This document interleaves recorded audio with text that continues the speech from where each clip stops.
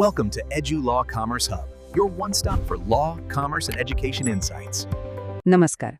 आज आपण एका अशा केसबद्दल बोलणार आहोत ज्याने भारतातल्या कंपन्यांच्या जबाबदारीची एक व्याख्याच पूर्णपणे बदलून टाकली. खरं तर हा तो खटला आहे ज्याने इतिहासाला एक नवीन दिशा दिली. जरा विचार करा, डिसेंबर 1985 ची दिल्ली.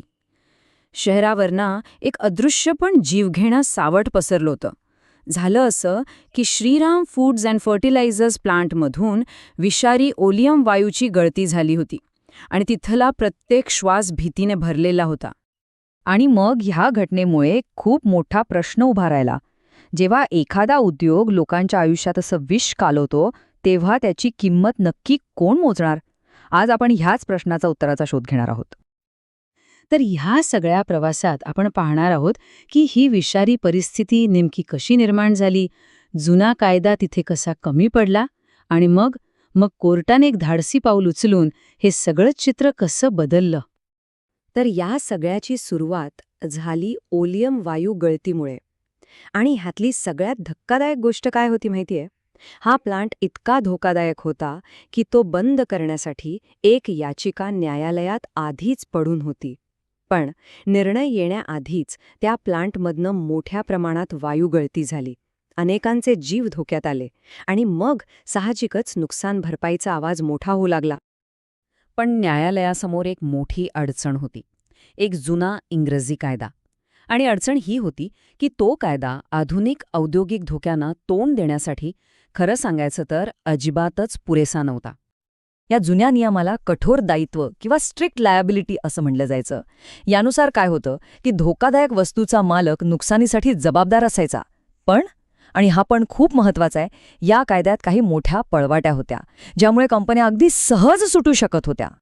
उदाहरणार्थ, नैसर्गिक आपत्ती म्हणजे ॲक्ट ऑफ गॉड, किंवा कुणा अनोळखी व्यक्तीचं कृत्य, किंवा अगदी पीडिताची स्वतःची संमती किंवा चूक, अशी कारणं पुढे करून कंपन्या अगदी सहजपणे आपली जबाबदारी झटकू शकत होत्या.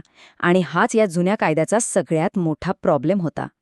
इथेच कोर्टाने खूप महत्वाचा मुद्दा मांडला. ते म्हणाले की बघा, जो कायदा 19व्या शतकातल्या इंग्लंडसाठी बनवला होता, जिथे लहान सहान गैरऔद्योगिक जमिनीचा वापर व्हायचा, तोच कायदा 20व्या शतकातल्या औद्योगिक भारताच्या समस्या कशा काय सोडवू शकेल? आपल्या नागरिकांच्या संरक्षणासाठी हे जुने नियम आता पुरेसे नव्हते. आणि मग इथेच सुप्रीम कोर्टाने एक ऐतिहासिक पाऊल उचललं. त्यांनी ठरवलं की आपण या जुन्या कायद्याच्या चौकटीत अडकून राहायचं नाही. भारताच्या बदलत्या परिस्थितीसाठी एक नवा, अधिक मजबूत कायदा आपण तयार करायचा. कोर्टाच्या निकालातले हे शब्द त्यांची दूरदृष्टी दाखवतात. ते म्हणतात, आपण आपल्या न्यायालयीन विचारांना मर्यादित ठेवू शकत नाही. आपल्याला नवीन तत्त्वे विकसित करावी लागतील, जेणेकरून औद्योगिक अर्थव्यवस्थेतल्या नवीन समस्यांना योग्य प्रकारे हाताळता येईल. म्हणजे त्यांनी स्पष्ट केलं की कायदा हा काही दगडात कोरलेली गोष्ट नाहीये. तो समाजाच्या गरजांनुसार सतत बदलायला पाहिजे. आणि मग जन्म झाला एका नवीन आणि अत्यंत शक्तिशाली तत्वाचा, निरपेक्ष दायित्व किंवा ॲब्सोल्यूट लायबिलिटी. हा या संपूर्ण कथेचा म्हणायला गेलं तर क्लायमॅक्स होता. ह्या नवीन तत्वाची व्याख्या अगदी स्पष्ट आणि सरळ होती. धोकादायक उद्योगात गुंतलेल्या कंपनीची समाजाप्रती एक निरपेक्ष आणि अहस्तांतरणीय जबाबदारी असते की तिच्या कामामुळे कोणालाही इजा होणार नाही. निरपेक्ष म्हणजे काय? तर कोणतीही सबब चालणार नाही. आणि अहस्तांतरणीय म्हणजे जबाबदारी दुसऱ्यावर ढकलता येणार नाही. बस, सगळ्या पळवाटा बंद.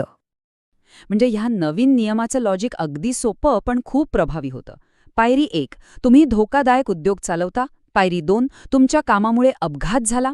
पायरी 3, तर मग नुकसान भरपाईसाठी तुम्हीच पूर्णपणे आणि निरपेक्षपणे जबाबदार आहात. आणि सगळ्यात महत्त्वाची पायरी 4, यासाठी कुठलाही अपवाद नाही. तुमची चूक होती की नाही हा प्रश्नच गैरलागू ठरवला. नो एक्सक्यूज, काहीच नाही. आता या नवीन सिद्धांताचे परिणाम खूपच दूरगामी होते. विशेषतः नुकसान भरपाईचा उद्देश आणि तिची मोजणी करण्याची पद्धतच पूर्णपणे बदलून गेली.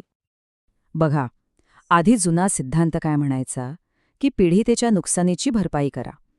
पण आता नवीन सिद्धांताने विचारच बदलला. आता उद्देश होता कंपनीच्या बेजबाबदार वर्तनाला आळा घालणं. म्हणजे फक्त जखमेवर मलमपट्टी नाही, तर भविष्यात अशा घटनाच घडू नयेत यासाठी कंपनीला धडा शिकवणं हे मुख्य ध्येय बनलं.